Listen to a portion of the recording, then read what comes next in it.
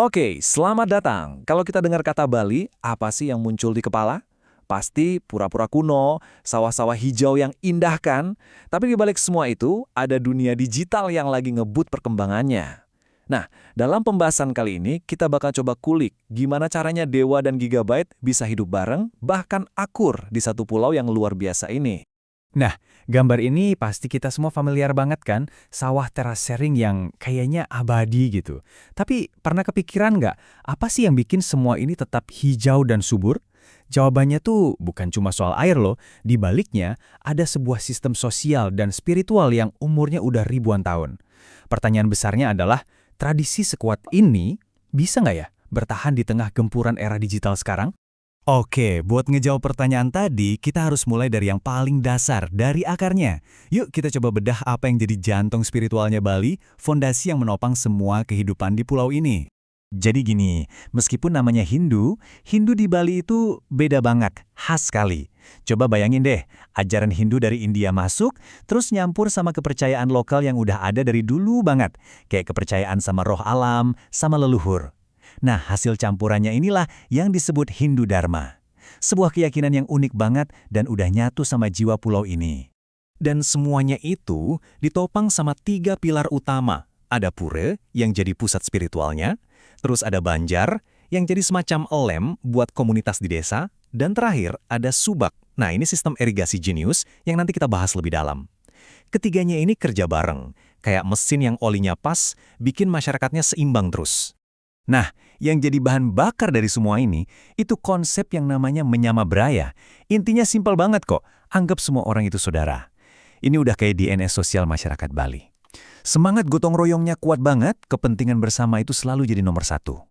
Dan ini tuh bukan cuma teori atau omongan doang ya, ini kelihatan banget di kehidupan sehari-hari. Mau bangun pura, satu desa turun tangan. Waktunya panen, ya kerja bareng di sawah. Ada upacara gede, semua orang pasti ikut bantu. Nah, inilah menyama braya yang sesungguhnya. Nah, dari fondasi spiritual yang kuat tadi, lahirlah ekspresi-ekspresi yang luar biasa. Sekarang yuk kita lihat gimana di Bali itu, seni bukan sekedar pajangan, tapi udah jadi napas kehidupan mereka. Ini nih yang paling penting buat kita pahami. Di Bali nggak ada tuh garis pemisah antara seniman dan orang biasa. Bikin sesajen bunga yang rumit, itu seni. Nari pas upacara, itu seni. Bahkan ngukir pintu rumah sendiri, itu juga seni. Sekaligus ibadah, semuanya nyambung. Contohnya, tari barong deh. Ini bukan cuma tarian biasa loh.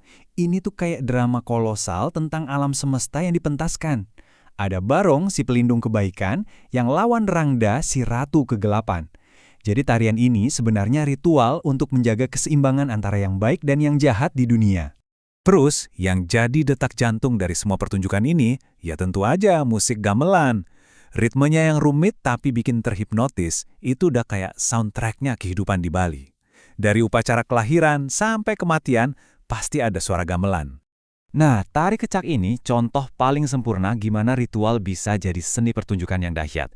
Coba dibayangin, puluhan laki-laki bikin musik orkestra cuma pakai suara cak-cak-cak dari mulut mereka. Sambil gitu, mereka menceritakan ulang kisah Ramayana. Ini benar-benar nunjukin kekuatan seni yang lahir dari kebersamaan. Oke, jadi kita udah lihat fondasi spiritualnya kuat, seninya juga hidup banget, tapi gimana semua ini bisa bertahan di dunia yang sekarang serba pariwisata dan internet? Nah, disinilah keseimbangan antara tradisi dan dunia modern itu diuji habis-habisan. Ekonomi Bali modern itu ternyata berdiri di atas 4 pilar yang menarik. Yang pertama, jelas pariwisata. Ini yang paling gede. Tapi pariwisata nggak sendirian. Dia didukung sama pilar kedua, pertanian tradisional, yang ngasih makan semua orang. Terus pilar ketiga, kerajinan dan seni yang dijual ke turis.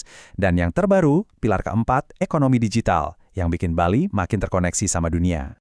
Nah, ngomongin soal pertanian, kita wajib banget berhenti sejenak buat bahas Sumbak lagi. Karena ini sekali lagi, bukan cuma soal ngatur air sawah. Sumbak itu sebuah mahakarya, gabungan rekayasa lingkungan dan sosial, yang saking kerennya sampai diakui sebagai warisan budaya dunia sama UNESCO. Jadi, intinya Subak itu soal kerjasama. Para petani ngelola air bareng-bareng secara komunal, dari gunung sampai ke laut, biar semuanya dapat bagian yang adil. Gak ada tuh keputusan yang diambil sendirian. Semuanya lewat ritual dan musyawarah di pura. Nah, ini dia filosofi keseimbangan Bali yang dipraktekkan langsung di sawah.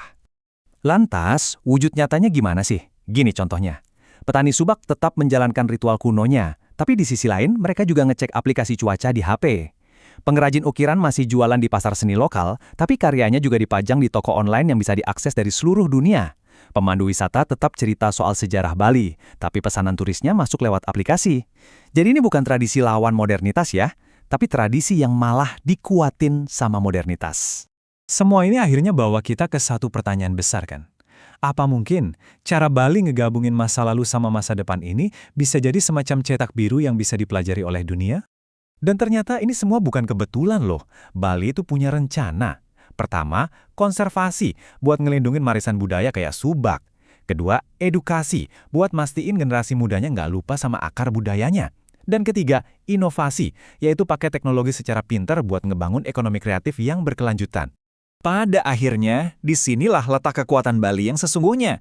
Mereka itu nggak menolak perubahan, malah sebaliknya. Mereka itu kayak penenun yang andal, mereka ambil benang-benang modern, lalu dengan lihai mereka tenun jadi satu ke dalam kain tradisi mereka yang udah kaya raya.